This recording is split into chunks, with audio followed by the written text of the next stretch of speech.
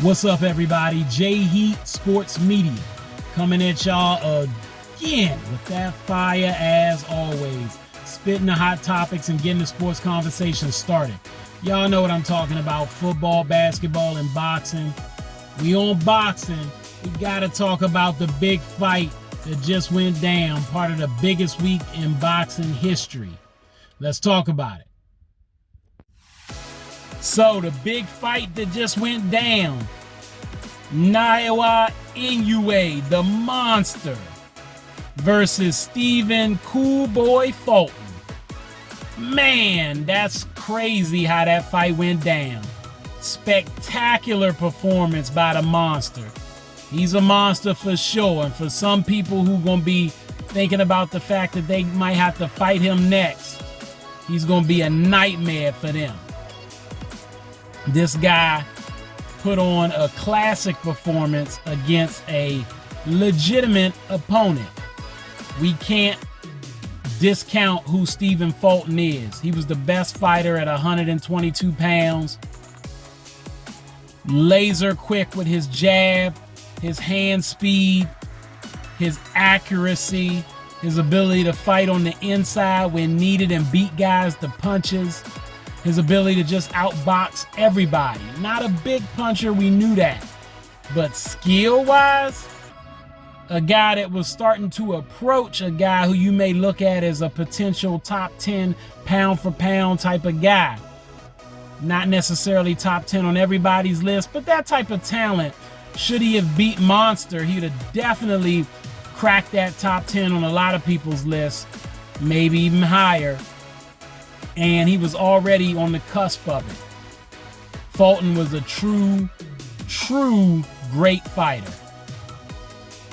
Monster made Fulton look like just another one of his opponents. And what was spectacular about it is that Monster knew, he said this was going to be the best opponent he's ever fought in his career. So this was his biggest challenge. He also had people try to accuse him of cheating, talking about how he wrapped his hands before fights and accommodated the Fulton camp. Let them see how his hands was being wrapped before the fight. He also was accused of issues with the testing, when it was the frequency of the testing more so than him not wanting to be tested. But nevertheless, that was an issue people brought up. All things to draw up attention to the fight, which was already a great fight, but seemed to just piss off the monster. He came in motivated, focused, and had a relaxed calm about him once the fight began. He beat Fulton to punches the way Fulton beats other people to punches. He used the shoulder roll a la Floyd Mayweather to negate Fulton's reach advantage. His footwork was better than Fulton's, impeccable the way he was able to consistently step to the left to get out the way of his jab and work the jab to the midsection with consistency, as well as coming up top, hitting them with combos off that jab to the midsection, 1-2s and 1-2-3s, and sometimes punches in bunches, flurries, trying to get uppercuts in, precise hooks, and power punches. He outboxed the boxer for every round. I think he won every round. Some people gave Fulton either the 6th or the 7th, depending on who you talk to, who you look at, and the way people broke down the fight. But bottom line is, Inoue was winning every round, and he showed his power at the end, because I will say Fulton was blocking some of the up-top work that Inoue was trying to put in.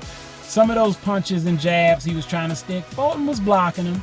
He was giving up the midsection to do it, and it was probably hurting him, because that's how he got caught when that midsection jab came in, and then he came across with that hook.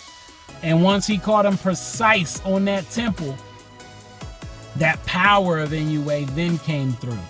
Inoue's been the stronger fighter in lower weight classes. And now we're seeing as he moves up and still holds his power, His speed is becoming even more apparent too, as he's faster than these guys.